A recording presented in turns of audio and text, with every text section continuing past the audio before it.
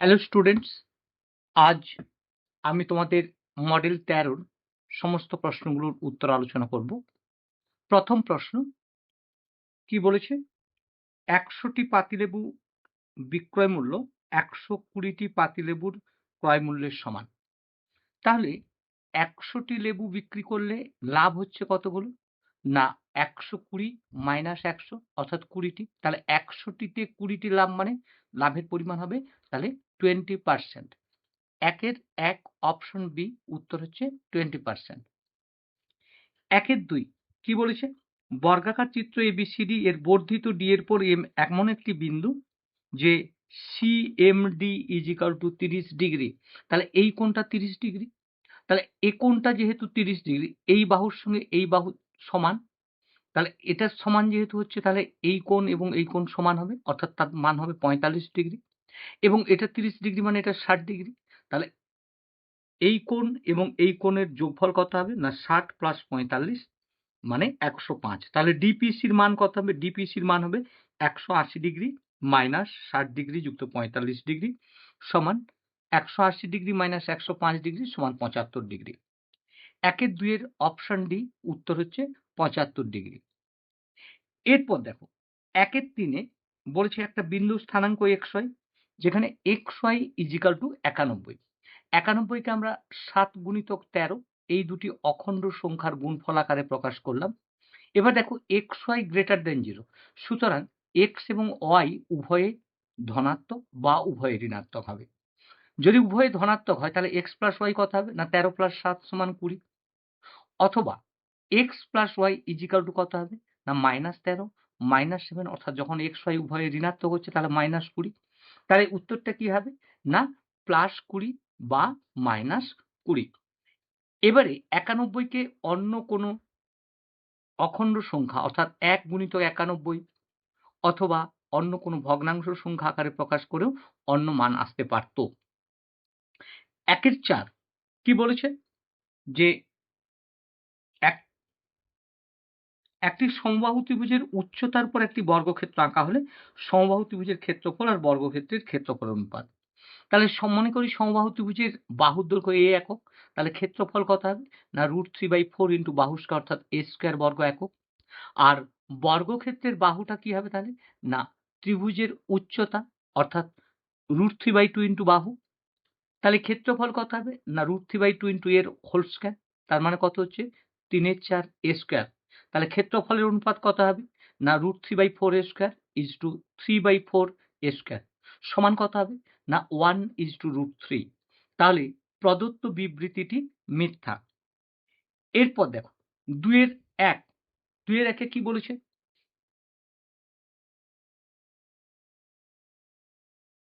178 টাকায় কোনো জিনিস বিক্রি করলে 11% ক্ষতি হয়। 11% ক্ষতি হওয়ার অর্থ কি? না ক্রয় মূল্য 100 টাকা হলে বিক্রয় মূল্য কত হবে? না 100 বিযুক্ত 11 সমান 89 টাকা। তাহলে বিক্রয় মূল্য 178 টাকা হলে ক্রয় মূল্য কত হবে? না যেহেতু ক্রয় মূল্য বের করতে বলেছে, তাহলে তুল্য অঙ্কের ক্ষেত্রে আমরা ক্রয় মূল্যটা লবে থাকবে, অর্থাৎ তুল্য কত? না 100। আর সেক্ষেত্রে বিক্রয় মূল্য কত ছিল? না 89। তাহলে 100/89 গুণিতক 178 সমান 200 টাকা। এবার দেখো আমরা লাভ চেয়েছি কত? না 11%। তার মানে কত? 11/100 গুণিতক ক্রয় মূল্য কত? না 200 টাকা। তাহলে কি হবে? না কাটাকাটি করলে কত হচ্ছে? না 100 আর 200 কাটলে 2, 1 2 দুগুণে 22 টাকা। তাহলে এক্ষেত্রে বিক্রয় মূল্য কত হবে? না 200 যুক্ত 22 টাকা সমান 222 টাকা। 2 এর 2 কি বলেছে? পি প্যান ত্রিভুজের PA, AN, NP বাহুর মধ্যবিন্দু যথাক্রমে XYZ, XY 2.5, YZ 3 এবং XZ = 4 সেমি। দেখো আমরা কি জানি? ত্রিভুজের যে কোনো দুটি বাহুর মধ্যবিন্দুর সংযোজক সরলরেখা তৃতীয় বাহুর সমান্তরাল এবং অর্ধেক। তাহলে PN এর মান কত হবে? না PN এর দেখো অপর দুটি বাহুর কি আছে? PA এবং NA, এদের মধ্যবিন্দু কি ছিল? XY। তাহলে XY এর মান কত ছিল? না 2.5। তাহলে 2 ইন্টু XY হতো। তাহলে 2 ইন্টু XY যখন হচ্ছে তাহলে সমান কত হবে? 2 গুণিতক 2.5 সমান 5 সেমি। একইভাবে AN এর মান কত হবে? না 2 গুণিতক xz সমান 2 গুণিতক 4 সমান 8 সেমি। আর p এর মান কত হবে? না 2 ইনটু yz সমান 2 গুণিতক 3 সেমি সমান 6 সেমি। 2 এর 3 কি বলেছে? না একটা চতুর্ভুজের 4টে বিন্দু দেওয়া আছে। 4টে বিন্দু -30 আমি জ্যামিতিক চিত্রের সাহায্যে প্রকাশ করছি, অর্থাৎ গ্রাফে যেভাবে করা হয় সেভাবে রাফ একটা বিন্দু চিহ্নিত করে করা হচ্ছে। প্রথম বিন্দুর স্থানাঙ্ক আছে -30, তার মানে সেটা x অক্ষের ঋণাত্মক অংশে থাকবে, তাকে আমরা চিহ্নিত করেছি a বিন্দু দ্বারা। একইভাবে b c d এই 4টে বিন্দু দ্বারা আমরা চিহ্নিত করেছি। আমাদেরকে এই চতুর্ভুজের ক্ষেত্রফল বের করতে হবে। তাহলে এই চতুর্ভুজের ক্ষেত্রফল মানে কি? এই চতুর্ভুজের মধ্যে দেখো 4টে সমকোণী ত্রিভুজ আছে। তাহলে OAB plus OBC plus OCD plus ODA। এবার দেখো সমকোণী ত্রিভুজের ক্ষেত্রফল মানে কি? হাফ ভূমি ইনটু উচ্চতা। তাহলে প্রথমটার ক্ষেত্রে দেখো হাফ গুণিতক এই দূরত্বটা কত? 3 একক। আর উচ্চতা কত? 4। হাফ গুণিতক 3 গুণিতক 4। এক্ষেত্রে কত? ওই একইভাবে ভূমি হচ্ছে 3 আর উচ্চতা হচ্ছে 4। তাহলে 4 গুণিতক 3। এইভাবে আমরা প্রত্যেকটাতে কাটাকাটি করে দেখতে পাচ্ছি কি প্রতিটি ত্রিভুজের ক্ষেত্রফল হচ্ছে 6 বর্গ একক। তাহলে 4টে ত্রিভুজ আছে, তাহলে 6 4 24 বর্গ একক। 2 এর 4 কি বলেছেন? না একটা খেলার মাঠের দৈর্ঘ্য হচ্ছে 60 মিটার এবং প্রস্থ 40 মিটার। তাহলে ক্ষেত্রফল কত? না যেহেতু খেলার মাঠটা আয়তকার, তাহলে তার ক্ষেত্রফল হবে দৈর্ঘ্য গুণিতক প্রস্থ সমান কি হবে? না 60 গুণিতক 40 বর্গমিটার সমান 2400 বর্গমিটার। এবার দেখো মাঠের চারধারে 1 মিটার চওড়া একটা রাস্তা আছে। তাহলে চারধারে যেহেতু রাস্তা আছে, তাহলে উভয় পক্ষে কি করে? না 1 1 2 করে বাড়বে। তাহলে রাস্তা সহ মাঠটার দৈর্ঘ্য কত? না 60 যুক্ত 2 সমান 62 মিটার। আর প্রস্থ কত হচ্ছে? 40 যুক্ত 2 মিটার সমান 42 মিটার। অতএব রাস্তা সহ মাঠটির ক্ষেত্রফল কত? 62 গুণিতক 42 বর্গমিটার। এটা গুণ করলে কত হচ্ছে? না 2604 বর্গমিটার। সুতরাং রাস্তার ক্ষেত্রফল কি হবে? না রাস্তা সহ জমির ক্ষেত্রফল বিযুক্ত মূল জমির ক্ষেত্রফল। তাহলে 2604 বিযুক্ত 2400 সমান 204 বর্গমিটার। এরপর দেখো 2 এর 5 এ কি দিয়েছে? না একটা পরিসংখ্যা বিভাজন ছক দেওয়া আছে। সেখান থেকে আমাদেরকে কি করতে হবে? না উভয় প্রকার ক্রমযৌগিক পরিসংখ্যা বের করতে হবে। দেখো পরিসংখ্যার বিভাজন ছকে কি আছে? শ্রেণীগুলো কি ছিল? 0 থেকে 20, 20 থেকে 40, 40 থেকে 60, 60 থেকে 80, 80 থেকে 100। এরপর দেখো যখন আমরা ক্ষুদ্রতর সূচক ক্রমযৌগিক বের করব, তখন কি হচ্ছে? তাহলে তার শ্রেণী সীমানা কি হবে? না প্রথমটার ক্ষেত্রে দেখো 20 কম, তাহলে 20 কম কত আছে? 6। এরপর দেখো কত হবে? না 40 এর কম। 40 এর কম মানে কি? না 0 থেকে 40, তার মানে 6 যুক্ত 12 সমান কত হচ্ছে? 18। তারপরটা কি হচ্ছে? না 60 এর কম। তাহলে 60 এর কম মানে 0 থেকে 60, তাহলে 18 ছিল তার সঙ্গে 14 যোগ হবে 32। এইভাবে 80 এর কমের ক্ষেত্রে কত হবে? না 37। আর 100 এর কমে হলো কত? না 40। এরপর দেখো বৃহত্তর সূচক যখন আমরা বের করব, তখন কি হচ্ছে? না আমাদেরকে 0 র চেয়ে বেশি, 0 র চেয়ে বেশি মানে সমস্ত পরিসংখ্যা। তাহলে 0 থেকে 100 পর্যন্ত, না সেটা কত হয়েছে? না 40। এরপর দেখো যখন 20 র বেশি বলা হচ্ছে, তার মানে কি হচ্ছে? না 20 র বেশি হলে তাহলে মোট ছিল 40, তার থেকে 0 থেকে 20 এই শ্রেণীটা বাদ যাবে। তাহলে কত হবে? 40 বিযুক্ত 6 সমান কত হচ্ছে? 34। তাহলে এরপর দেখো যখন বলা হচ্ছে যে 40 এর চেয়ে বেশি, তার মানে কি হবে? না 34 ছিল তার থেকে তার আগের শ্রেণী বাদ যাবে, অর্থাৎ 34 বিযুক্ত 12 সমান 22। একইভাবে তাহলে কি হবে? 60 এর বেশি হলে 22 বিযুক্ত 14 তাহলে কত হবে? 8। আর 80 র বেশি হলে 8 বিযুক্ত 5 সমান 3। এরপর দেখো 3 এর অঙ্ক। 3 এর অঙ্ক কি বলা আছে? না 3 এর অঙ্কে যে অঙ্কটি আছে সেটি তোমরা একটু খেয়াল করে দেখো। ওটা মডেল 11 তে আছে। মডেল 11 3 এর মতো। এখানে শুধু তথ্যগুলো একটু বদল করা হয়েছে। তাই তোমরা মডেল 3 এর যে ভিডিওটা ওটা একটু দেখে নিও। এরপর দেখো 4 এর সমাধান করতে বলেছে। সমাধানে কি বলা আছে? না প্রথম সমীকরণ আছে x + 1 / y - 1 = 3 এর 4 আর x - 1 / y - 1 = 2 এর 3। তাহলে দেখো দ্বিতীয় সমীকরণ থেকে কি পাচ্ছি না 2 ইন্টু কোনাকুনি গুণ করলে কি হবে 2 into y minus one is equal to 3 into x minus one. তাহলে ওয়াই মাইনাস ওয়ান সমান কত হচ্ছে 3 into x minus one by two.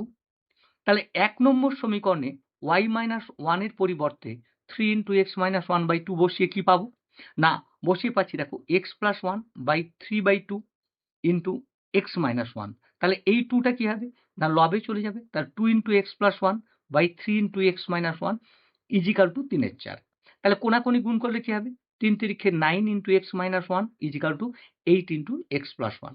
তাহলে দেখুন 9x minus 9 is equal two 8x plus 8।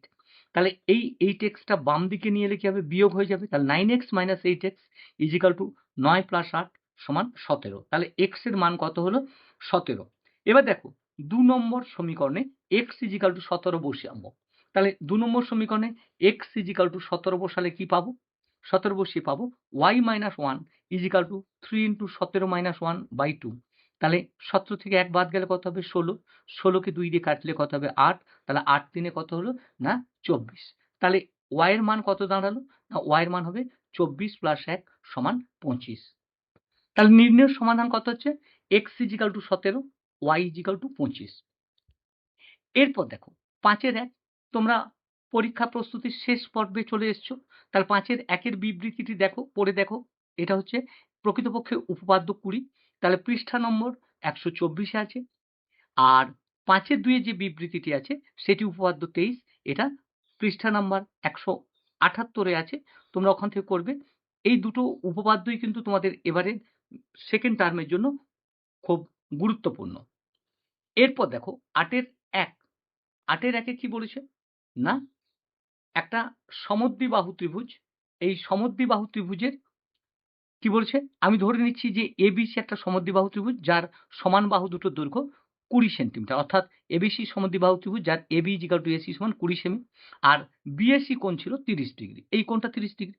তাহলে এই এসি ভূমির উপর আরেকটা সমদ্বিবাহু ত্রিভুজ আঁকলাম, অর্থাৎ এসি ইজিক্যাল টু এডি ইজিক্যাল টু 20। তাহলে এই কোণটার মানও 30 ডিগ্রি রাখলাম। তাহলে দেখো এটা কত হচ্ছে 60 ডিগ্রি। বি আর ডি যোগ করলে তাহলে এটাও 60, এটাও 60, তাহলে এ বি ডি একটি সমবাহু ত্রিভুজ। এবার দেখো তাহলে এই যে বিডি, বিডি কি হবে না এসির উপর লম্ব হবে। তাহলে এটা যদি 20 হয় তাহলে এটা কি হবে তার হাফ হবে। তাহলে হাফ হলে এটা কত হবে তাহলে 10। তাহলে সমদ্বিবাহু ত্রিভুজের ক্ষেত্রফল কি হবে তাহলে হাফ ভূমি ইন্টু উচ্চতা। তাহলে ভূমির মান কত না 20 আর উচ্চতার মান কত 10। 1-এর 2 আর 20 কাটলে কত হবে 10। তাহলে 10 10-এ 100 সমান কত হলো না 100 বর্গ সেমি। এরপর দেখো 8-এর 1-এর অথবা 8-এর 1-এর অথবা কি বলেছে না একটা বর্গক্ষেত্রের কর্ণ দেওয়া আছে, কত দেওয়া আছে 40√2 সেমি। তাহলে বাহু √2 মানেই হচ্ছে কর্ণ। তাহলে বাহু √2 সমান কত হচ্ছে না 40√2। তাহলে বাহু সমান কত হবে না 40 সেমি। তাহলে রম্বসের বাহুর দৈর্ঘ্য সমান কি বলেছে না বর্গক্ষেত্রের বাহুর দৈর্ঘ্য। তাহলে রম্বসের বাহুর দৈর্ঘ্য কত হবে 40 সেমি।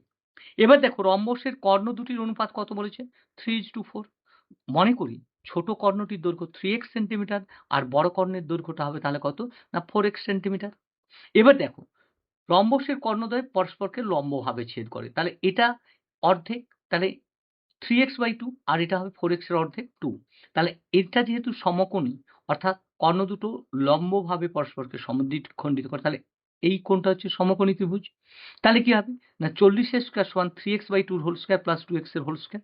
তাহলে এখান থেকে আমরা হোল স্কয়ার ভাঙালে কি হচ্ছে না 9x square by 4 plus 4x square is equal to 40 square.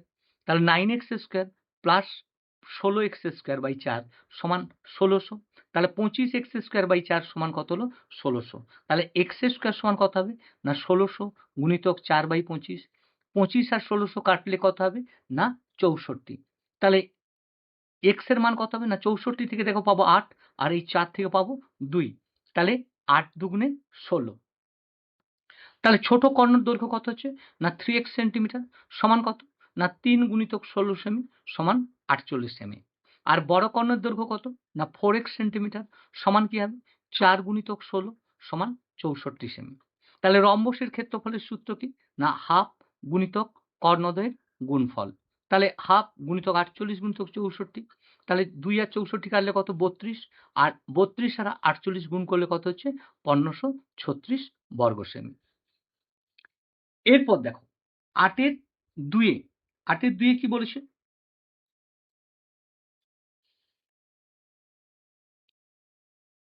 একটি ইঞ্জিনের সামনের চাকার ব্যাস 8 সেমি আর পেছনের চাকার ব্যাস 22.4 সেমি।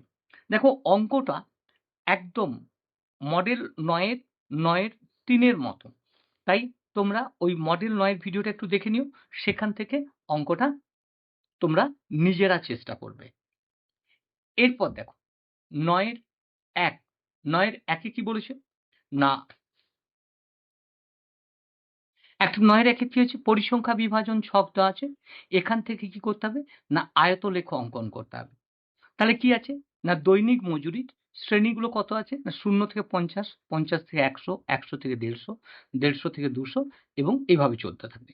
আর কর্মচারীর সংখ্যা কত আছে? 100, 300, 500, 600, 400 এবং 200। আমরা কি করব? না দেখো x অক্ষ বরাবর কর্মচারীর সংখ্যা নেব, আর y অক্ষ বরাবর দৈনিক x অক্ষ বরাবর দৈনিক মজুরি নেব, অর্থাৎ শ্রেণীটাকে নেব, আর y অক্ষ বরাবর কর্মচারীর সংখ্যা নেব। তাহলে দেখো এখানে আমরা কি করছি? না যখন আমরা গ্রাফ আঁকতে যাব তখন আমাদেরকে গ্রাফের ডান দিকের কোণে আমরা কোন একক ব্যবহার করছি সেটা লিখতে হয়।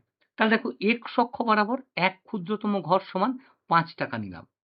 তাহলে প্রথম শ্রেণীতে কত ছিল? 0 থেকে 50, তার মানে কত হবে? 10 ঘর। তারপরে ছিল 100, তার মানে সেটাও হবে 10 ঘর। তাহলে 10 ঘর 10 ঘর করে x অক্ষ বরাবর আমরা নেব। এরপর দেখো y অক্ষ বরাবর 1 ক্ষুদ্রতম ঘর সমান কি নিলাম? না 10 জন। তাহলে প্রথমটায় কতজন ছিল? না 100 জন। তাহলে আমরা y অক্ষ বরাবর প্রথমটা নেব কত? না 10 ঘর। তারপরে কত আছে দেখো? না 300 জন। তার মানে 30 ঘর। তা 30 ঘর মানে 3টে বড় ঘর নেব। এইভাবে আমরা